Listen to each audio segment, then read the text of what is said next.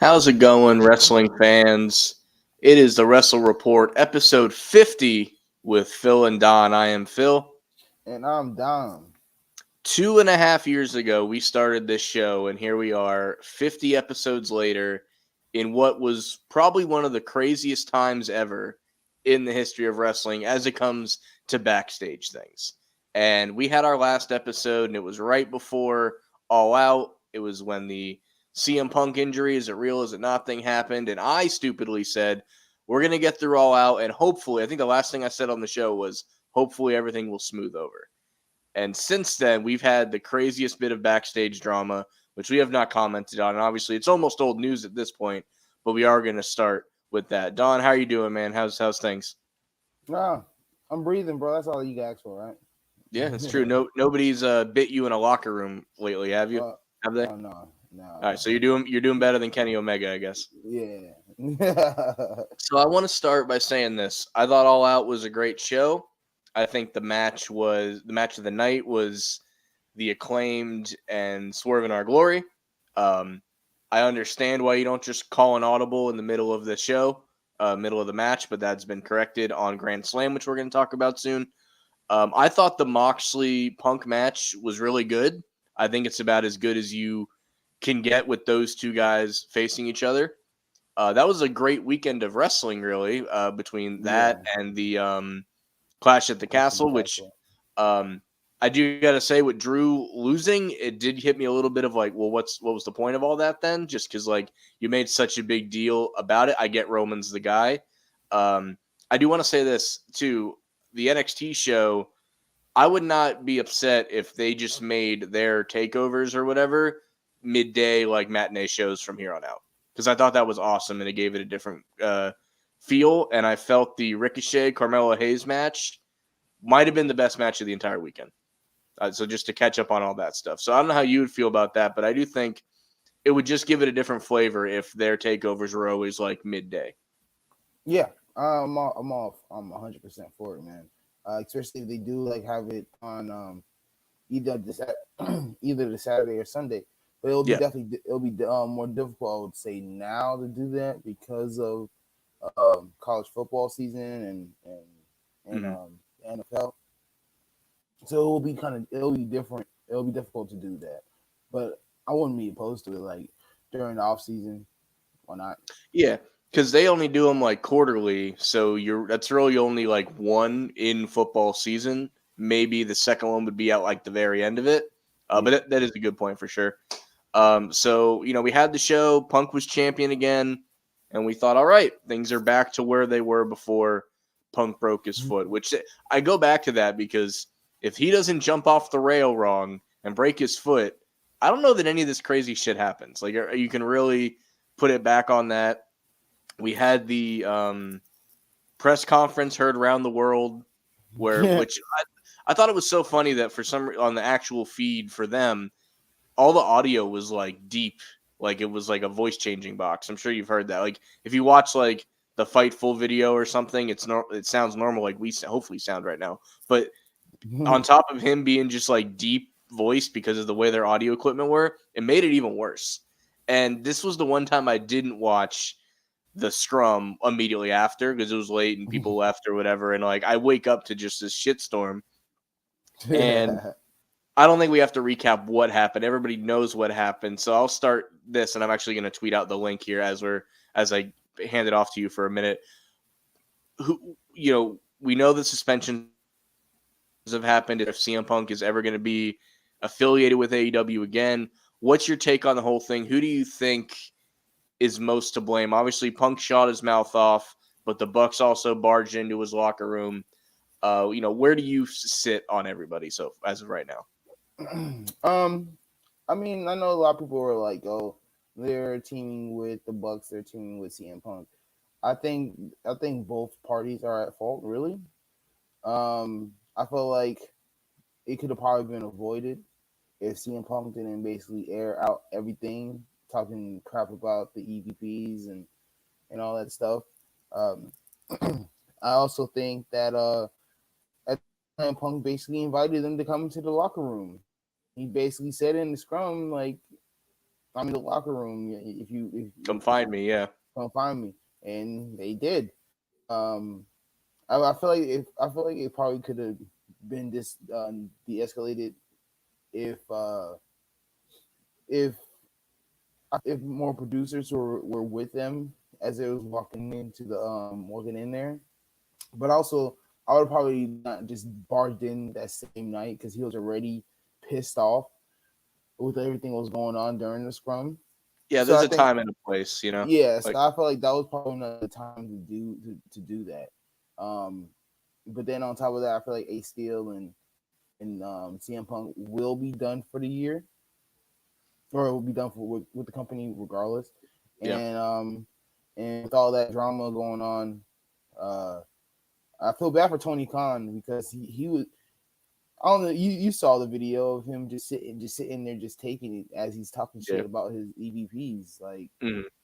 I wouldn't want to work for that guy. That guy who just allows that to happen.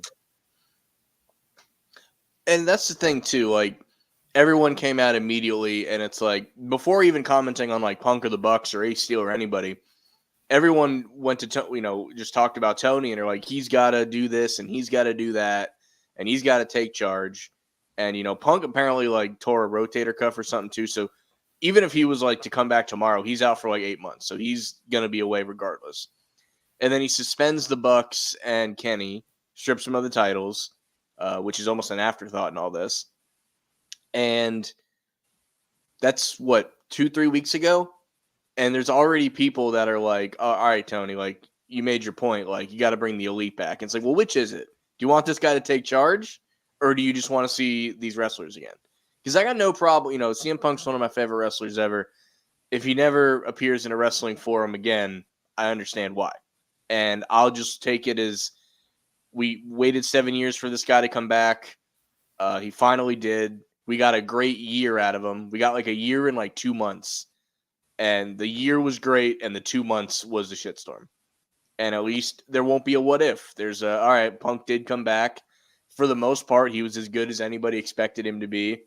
And I do look at like the injury again started all this. And, what if he didn't take 7 years to come back? What if he took 5 years to come back? And his body's just that much more healthy, right? Maybe this doesn't happen again, because I think the injury sparks all this. So there's a lot of what ifs. There's a lot of maybes in all this.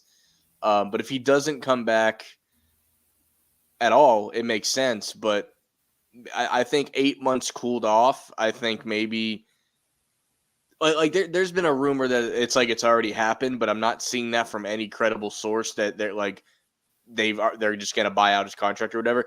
I'm not saying that won't happen, but the people reporting that are nobody that like it's not Fightful doing it. You're on the Fightful feed more than anybody. That's not showing up on there. It's showing up on these sites that I've never heard of. So I'm not saying that won't happen in the future, and then all these sites will just be like, oh, see, we told you. So it could happen, and if it does, I understand. The other thing I hate is like you hear about lawsuits and this, that, and the other in a venue like professional wrestling. Like if you get in a fight in a locker room, it should not result in a lawsuit.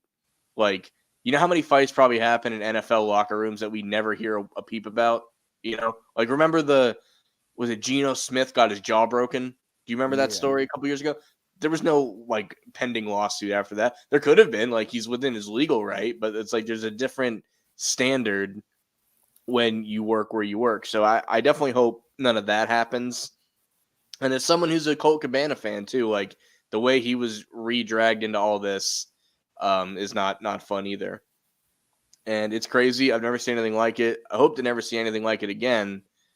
I will say this though, Ace Steel is a real one because he just yeah. backed his dude up. He didn't give a shit. If he's probably fired no matter what.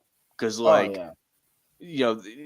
That's the one thing. Unless they really want to reconcile with Punk, and one of his demands is, you can suspend him like you're suspending me, but you got to bring him back when you bring him.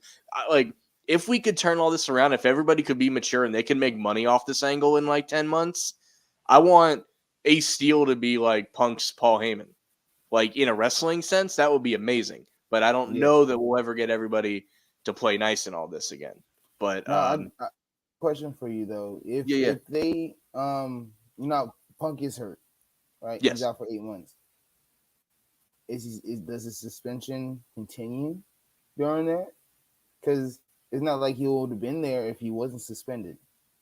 So I it's like could see, like, let's say okay. I'm gonna answer your question, but I'm gonna start with another question. If you're Tony Khan, how long do you suspend the Bucks and Kenny for? It's already been like let's call it a month. How long would you suspend him for? For all the stuff that basically happened, for all the drama that comes Yeah. with it, I would say Mhm. 2 months. Okay, so basically another month Another on top month, of it. yeah. I'd assume that during the injury time, he's kind of suspended without pay, except for the medical expenses, because that's something that Tony Khan has always covered for wrestlers when they're injured. So I think you suspend him for you just don't pay him for that 8-month period. And then it's not like the second he's good to go, it's like, all right, then the true healing begins. Then you do like the sensitivity training within. Like that's when you attempt to sit everybody down and do anything. You give this guy 8 months to cool off and go from there. So like I'm not saying, all right, if he's healed in 8 months, you don't bring him back 8 months in a day. Maybe you bring him back in 9, 10, or a year from now.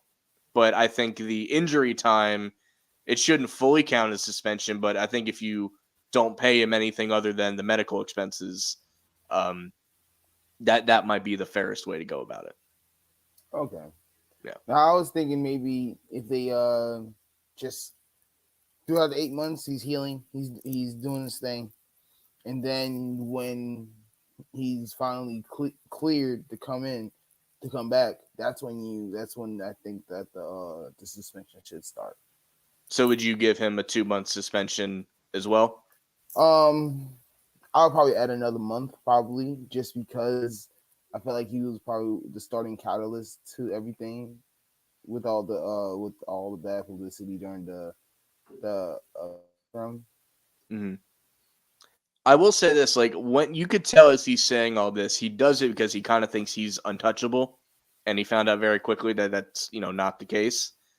And they, as a company, as someone who who's wearing the AEW shirt, who wants AEW to succeed, they need to thank their lucky stars that they have John Moxley right now, because that dude is coming in clutch. He is, in case of emergency, break the glass. Like I would have been fine, and we'll get to this. I would have been fine with Daniel Bryan winning the title last night, but um, Moxley doing it, he's just synonymous with that title. He's the first 3-time champion, almost a 4-time champion when you count the interim thing in it. He's kind of the face of the company until they figure out how to put MJF in that spot. So they're very lucky that they can fall back on guys like him and Danielson and Jericho.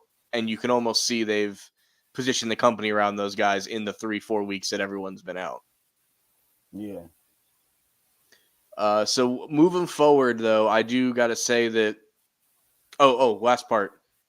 You said suspended for 2 months. In about 2 months, we're kind of getting full gear going. I would have them miss that show too, so they missed two and a half big paydays, because I'm sure Arthur Ashe is a slightly bigger deal than. So like, bring them back right after Full Gear. Make them miss a full pay-per-view cycle is probably what I would do. Okay. Yeah. But we'll see how that goes. I mean, I people say Tony Khan's a pushover and all that. I've been relatively impressed with how he's handled all this, because he's already back on the media trail. Like he was on Wrestling, like the Barstool show and everything, having a good time with, Brandon Walker doing the scissor thing or whatever. Like he's already back on the trail. He didn't get in his shell and like, I'm not doing any media anymore. Because that was a discussion too. Do we stop these media scrums? Because look what they caused. Because truth be told, if they didn't have a media scrum, none of this happens. That's another thing. And that's something that they've brought to wrestling, to the point that WWE's doing them now too. So it's definitely worth bringing that up. That's what I think. The WWE used to do it back in the day. Yeah. Like in the Attitude Era days. But they decided to bring it back because of the media scrum they had. And it made sense to do it in Wales too, just because it felt, and they've done it for the Logan Paul thing, which we'll ultimately talk about. But Yeah, like they made it they remodernized a media scrum in wrestling for like the modern time. So like it's definitely a thing that I would say they have done. So I'm impressed with Tony Khan's ability to kind of bounce back from this. And what I felt Grand Slam was, obviously we have the second half of it on Friday, the Rampage part, but the Dynamite Grand Slam felt like a true reset of the company. You know, you righted the wrong of Acclaim not winning the titles. They got the biggest pop of the night. Moxley's the champion again. Jericho is Ring of Honor champion, which is a sentence I never thought I would say. Let's talk about that for a minute. How shocked were you that happened? I was very, very shocked because I felt like Claudio just recently won that title not too long ago, so I felt like he should have had it for a little bit longer. But at least until whenever they start up the actual show, during that first pay per view, that's when he drops it. But I mean, I don't really care, because I feel like I said, I say this all the time. I think AEW has a lot of so I feel like they're not really more valued like how they used to be. Even though yes, it's technically another company's championship, but it's defended on AEW soil. I would say that some people think maybe they have secured a TV deal for Ring of Honor. So with Jericho being there helps relaunch that brand as well. And then the other side of that coin is Jericho being the head of that company will help them get a TV deal. So I think either way it makes sense for the time being. I could see let's say it's like, all right, their next pay-per-view will then launch into TV. The headline could be the rematch of Claudio and Jericho, and Claudio wins it right back, and then he goes and becomes the dude in Ring of Honor. So I do think it'll be plus it mends in with the storyline that like Blackpool Combat Club had the Ring of Honor title and the Pure title, and now Daniel Garcia and Jericho have won them from the Blackpool Combat Club. So like the story does make sense. I was still surprised to see it. And, I tweeted out, it's like things I never thought I'd see for 500, Alex. It looked like people Photoshop random belts onto other people. And of course he won it as a total heel, kicked him in the balls and everything.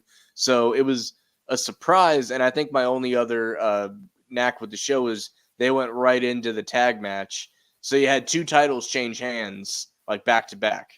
Whereas I would have maybe put the All Atlantic title in between them since Pac was going to retain. Because you kind of had two title changes, two defenses, and then the main event was going to be a new champ no matter what. So I would have maybe split those up a little bit. But overall, I think it'll help. If Ring of Honor is ever going to stand on its own again, because at this rate, if like another month or two goes by and you're still silent on that front, just turn Rampage into Ring of Honor and call it a day. Because people don't watch that with the regularity of Dynamite anyway. So just make it a secondary show, and your AEW guys can still appear on it, and vice versa. But I think that is something they would maybe have to look into even if it's on a streaming service somewhere like that. That's fine for something like Ring of Honor. Yeah. Now I would say this placement of the matches because they were is it back to back, right? Yeah, because it was the tag team. It was this match. The tag match was right after it. No, that's what I would have done. Yeah, it was a tag match. Oh, so it was a tag match, and then it was this. So I felt like I don't like the none of those wins were clean. All three of those matches, none of the matches were. If True. You think about good point. Claudio got kicked in the dick, and then the tag team match. Swerve got the famouser hit on him by Daddy Ass. Yep. And that's weird scene. And I feel like that's his actual name now. Like that's what they called him. That was his name on the thing.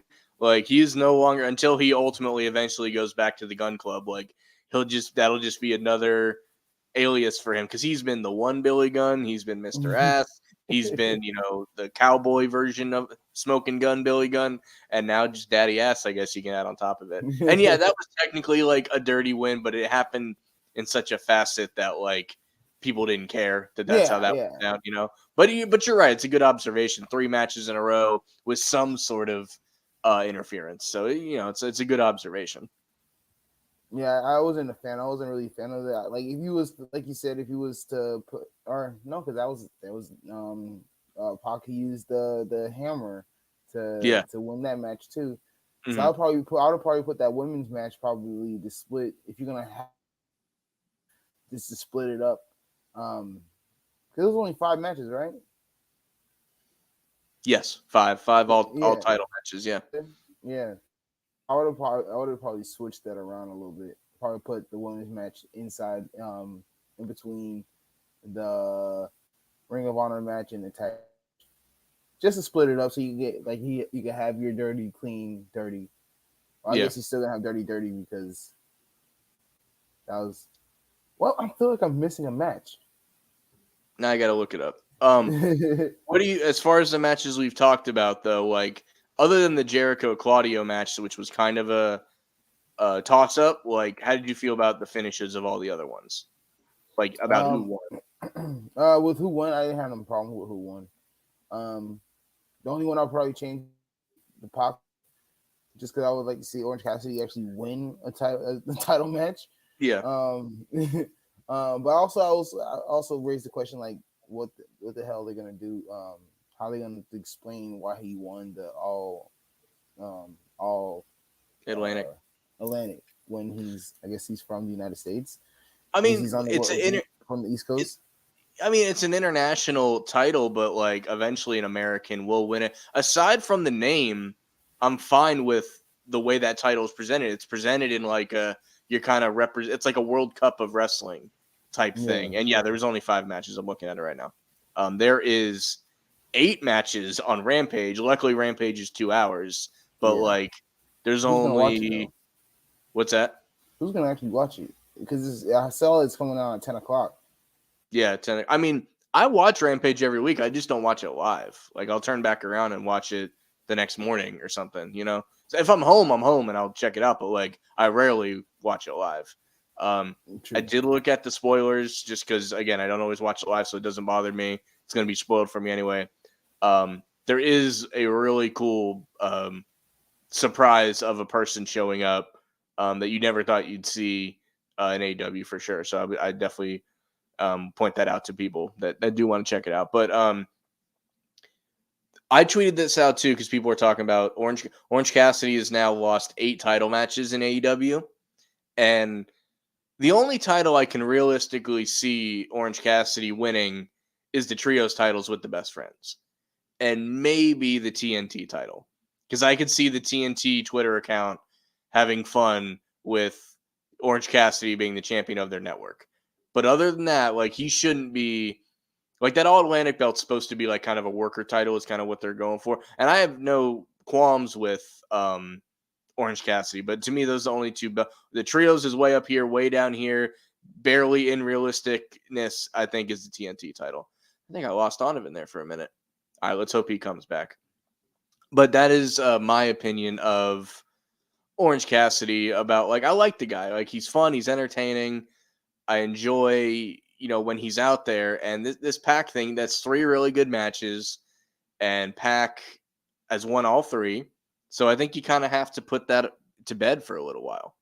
It's kind of fun because it's something you can always go back to for them. And I think eventually when that well's a little dry, you can bring it back up and Orange Cassidy can finally beat him. Maybe not even for a title. Maybe it's for something else.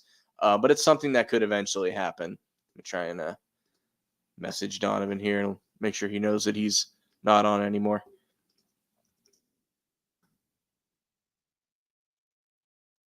All right.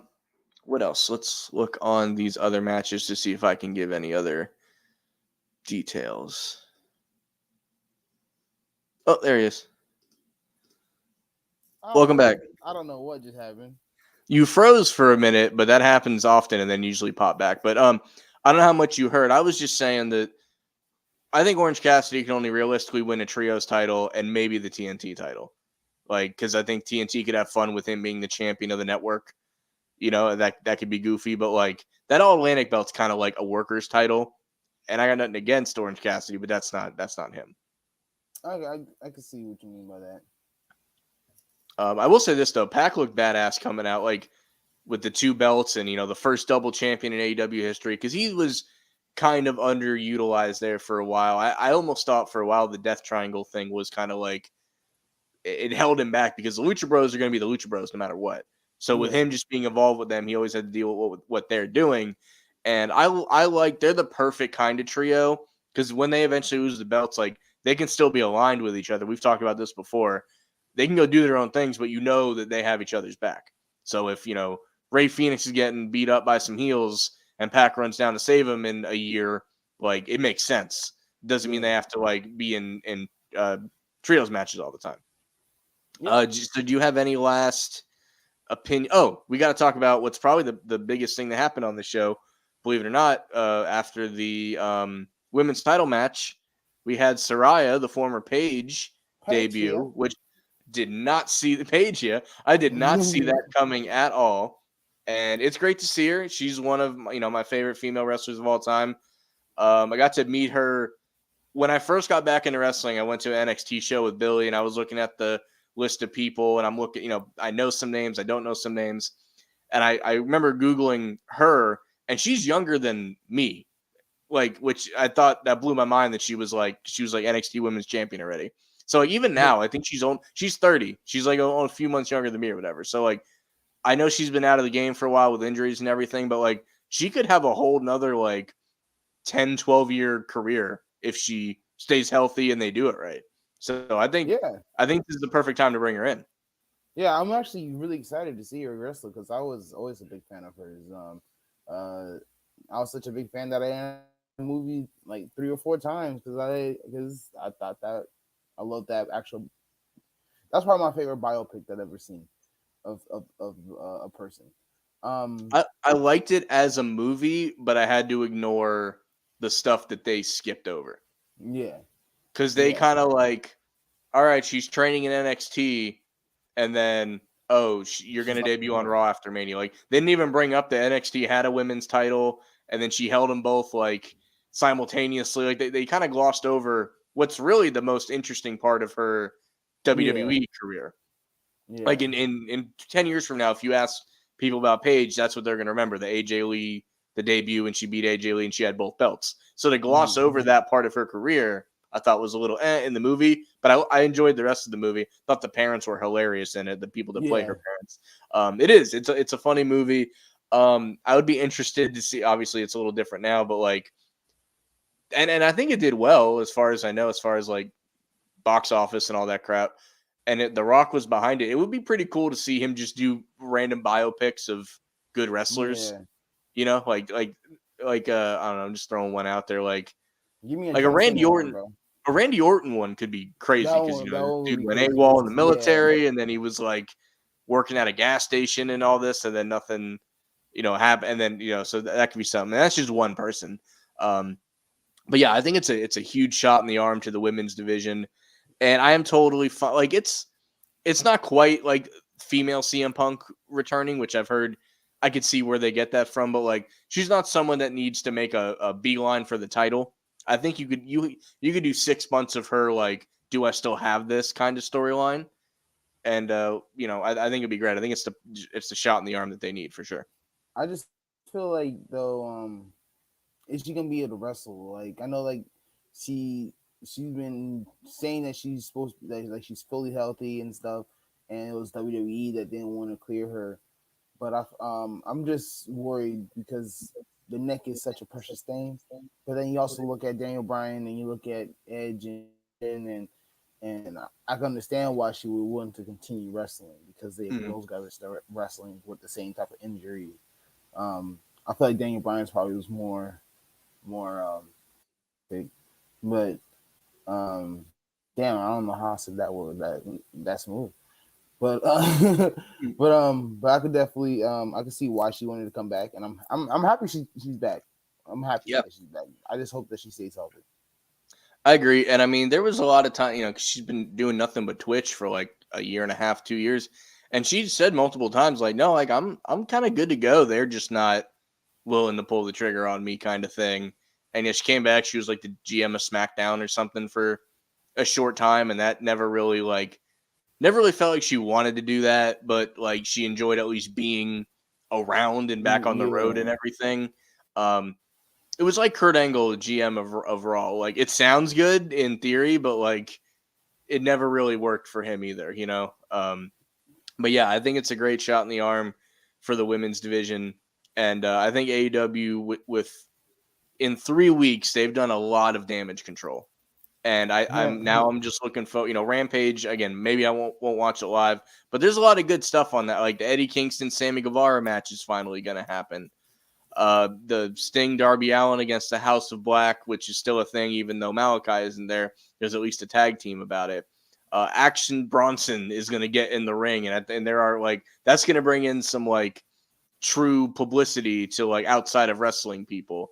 There's a battle royal for a future world championship match, which will set up whatever happens after that. Ricky Starks, Powerhouse Hobbs in a lights out match, which I assume Ricky will win this because I don't know what happened with their match on All Out. It was only 7 minutes long, and it just kind of quickly, evaporated. Before we talk about WWE stuff, let's just talk. I got to make the banner real quick, but it's easy enough to do because it's only 3 letters. Now that MJF is back, let's just talk. He's been doing a lot of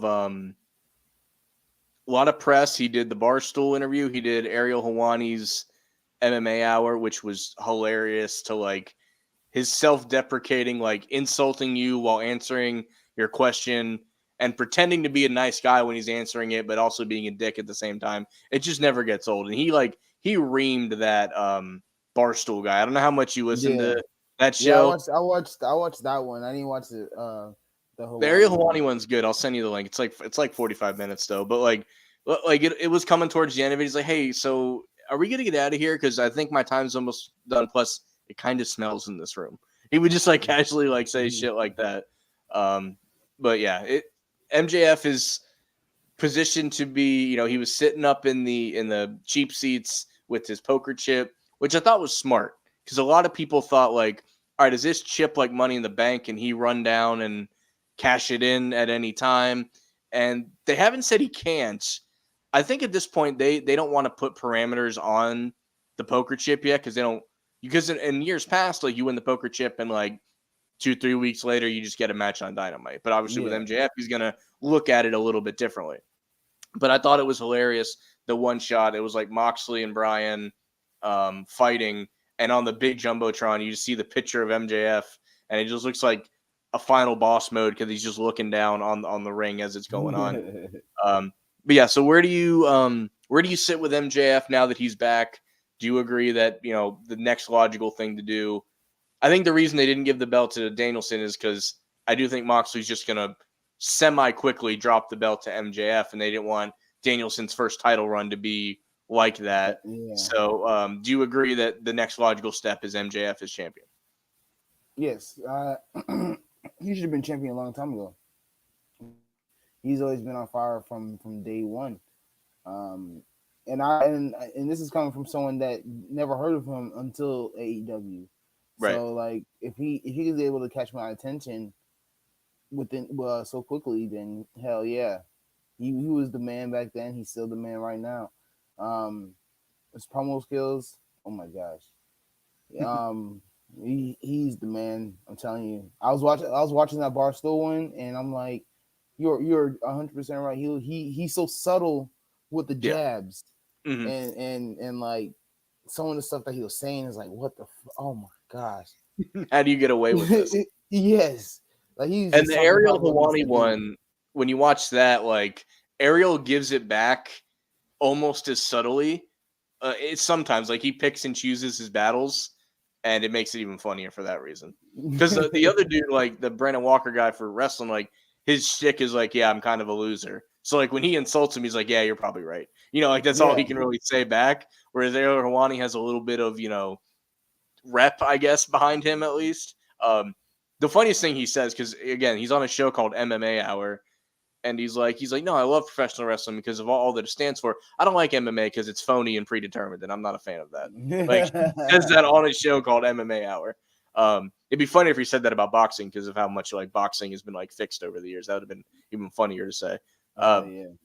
But yeah, I'm curious how they, is it going to be as simple as, all right, now they're going to face off in 2 weeks? Like, is he going to kind of lurk around and make Moxley have to look over his shoulder? And, I do think it's something that they're going to have to, like, it's not going to be a Money in the Bank type cash in because they would have probably done that this week. I think you give Mox maybe it'll be Full Gear. I don't know if they can stretch it out all the way to Full Gear because that's like 2 months away still or something like November, that. Right? Yeah, I think so. So I don't know. Well, I mean, they can find a way. If you think about it, we're damn near out of September. Next week is the end of September. So I can see them. November 19th. That's what it says. So about a month and a half, really. Yeah. So, I mean, it's doable. It's in New Jersey, which is essentially New York, for all the right reasons. There's that. I don't know.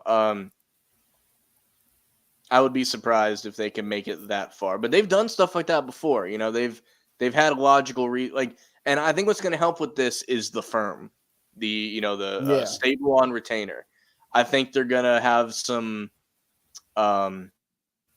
like Blackpool Combat Club versus the firm intertwined stuff to drag this out. Like, then what you gonna do? What you gonna do with the Jericho Appreciation? Because that they're still basically locked up with that with Danny Garcia and Chris Jericho and other guys. Daddy Mac? Daddy Magic, yeah. Magic, yeah. Yeah, no, that's true. I mean, I think there's still going to be some warfare going because I think it does eventually end with Daniel Garcia. Maybe when Ring of Honor does get a show, it's actually going to be Daniel Garcia taking the Ring of Honor world title from Jericho. That would be crazy. Yeah. So, yeah. Yeah, I heard those rumors saying that they was going to try to use the Pure Championship and that championship. The Jericho got. Which I'm not a big fan of. I've heard that too. I'm not a big fan of that because one, they just brought that title back like late last year. And I do like the concept of it, like the interesting, you only get 3 rope breaks. Like it just makes things a little different. Yeah. And they don't have an X Division title. They wouldn't have another mid-card title. So it makes sense to have it in my opinion. But I've definitely heard that rumor, but I'm hoping they don't go that way. Even I know there's too many belts in the AEW universe, but that is not the one I would retract personally. Does ROH have a? Oh yeah, I was wondering, like, what happened to the women's championship? Mercedes still has it, right? Yeah. She still has it. And Samoa Joe is still the champion too. Oh, they got the television title still. Yeah, you're right. They do have that. Shit. I would be. Here's also just a random theory. Because I don't know if you've seen the NBC and like Warner Brothers might merge, which would, from a corporate standpoint, put AEW and WWE under the same umbrella. Yeah. So here's what you do. If AEW is, has to find a new home, what do you do with the TNT title, right? You merge it with the Ring of Honor television title. You can do Samoa Joe versus Wardlow because that's a money match. And the winner is just the new AEW television champion. Boom. You got rid of the title without having to get rid of the title. You could have that same TNT title and just replace it with the word television if you want. Yeah. So like that is, to me, that's a fail safe that you can use if things get that bad, but I don't know for sure that they will. Any more AEW stuff before we jump over to WWE? No, I'm good. Turn some light on. I feel like I'm a little dark as hell. I thought so. For us to catch up on all that stuff in only about 40 minutes, I thought that's pretty good on our part. So I'm gonna start with NXT. I mentioned I enjoyed their matinee showing. I love the Carmelo Hayes and Ricochet match. I thought that was fantastic.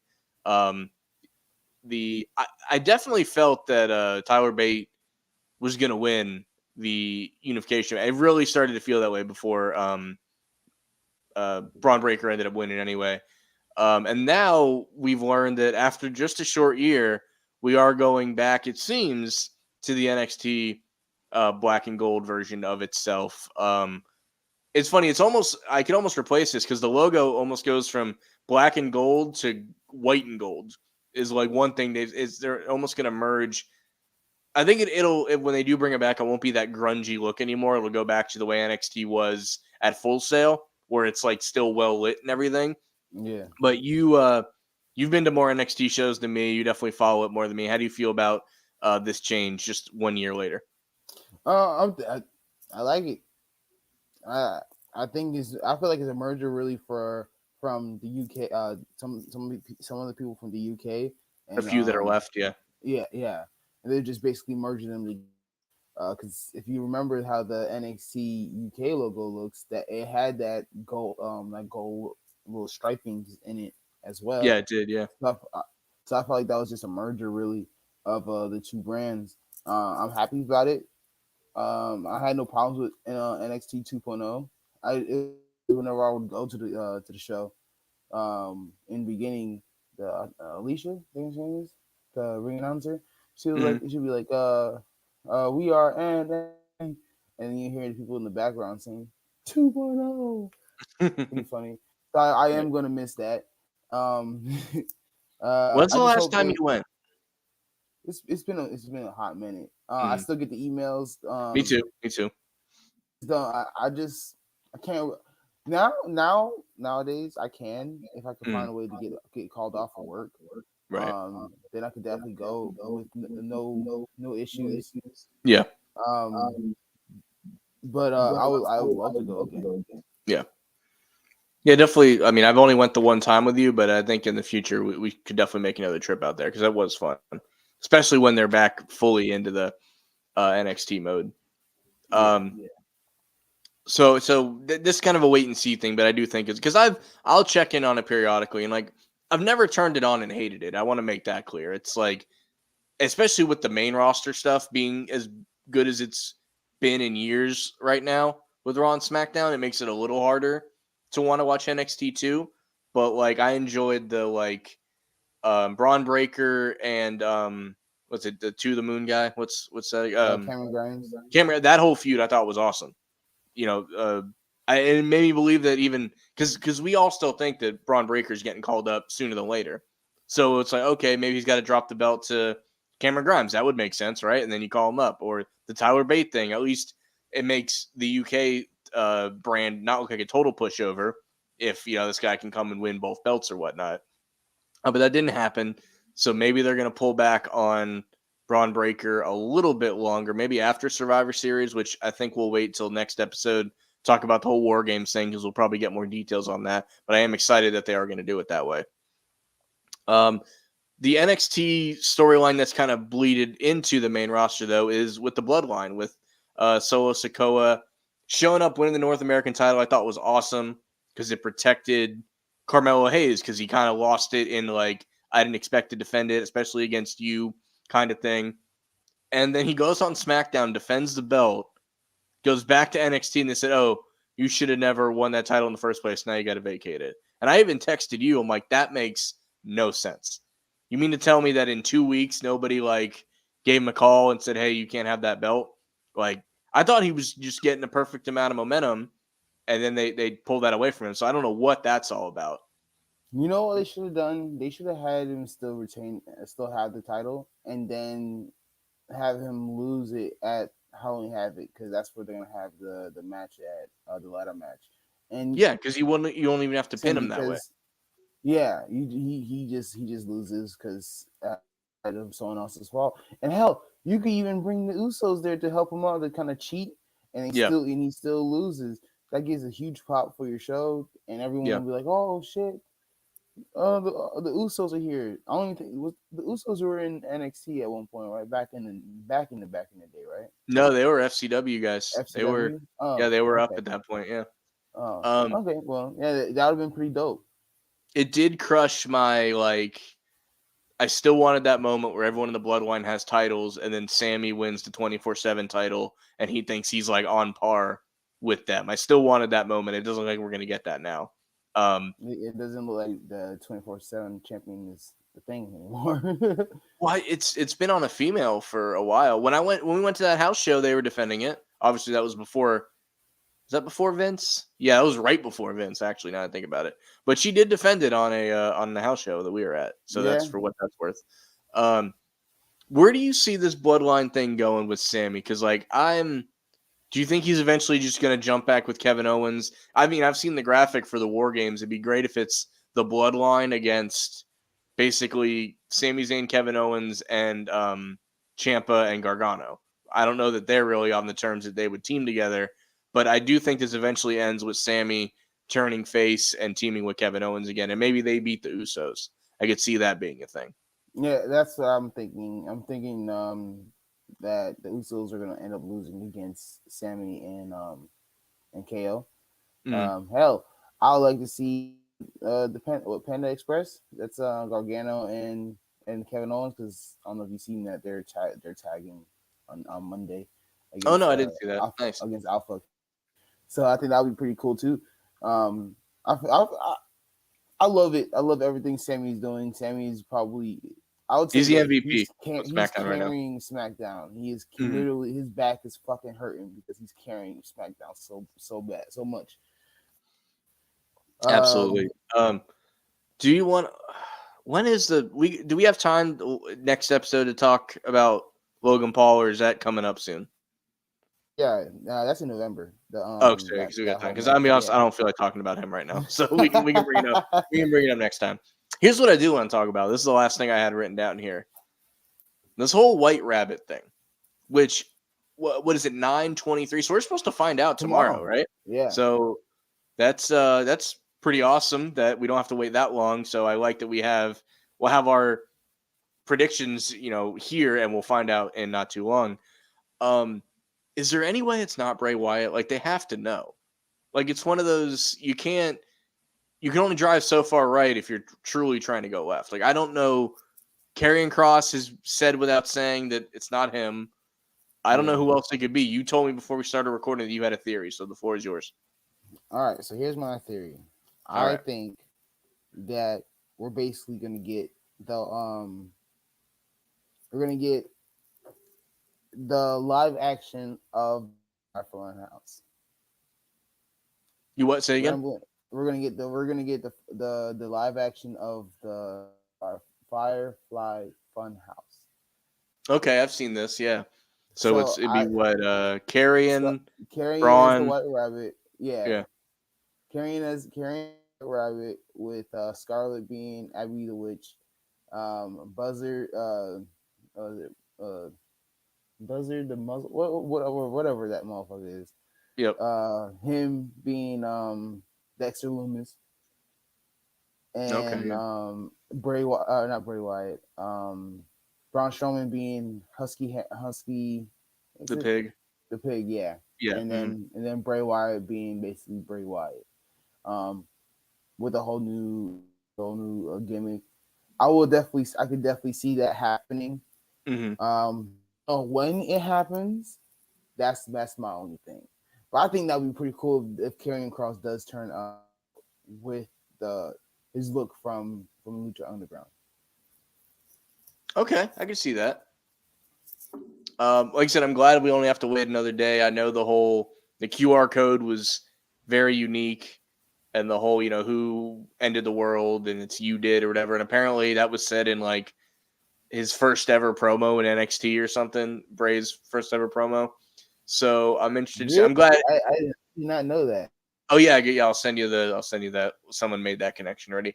I want to know who, like, some of these people are incredible. The way they're able to find all these little idiosyncrasies. Like, how'd you even know to pull up Bray Wyatt's first ever promo? Like somebody's got to have fed this to you through something else. I don't know. But I hope it's him, because I'm a big Bray Wyatt fan.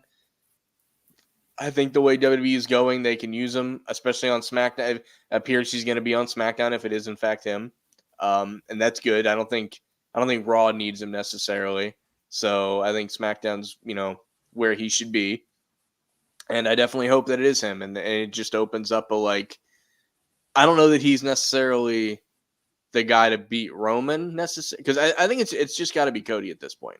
I think we've talked about it a few times.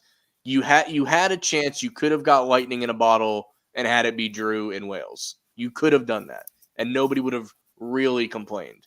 But since you didn't, it's Cody, and that's it. And you've snugged yourself into that corner, unless you split the belts up again, which they've had it this way for so long that I guess they're okay doing it. You know, Raw mentioned that USA Network mentioned that they wanted, a main title, and that's why the US title matters again, which I'm happy about.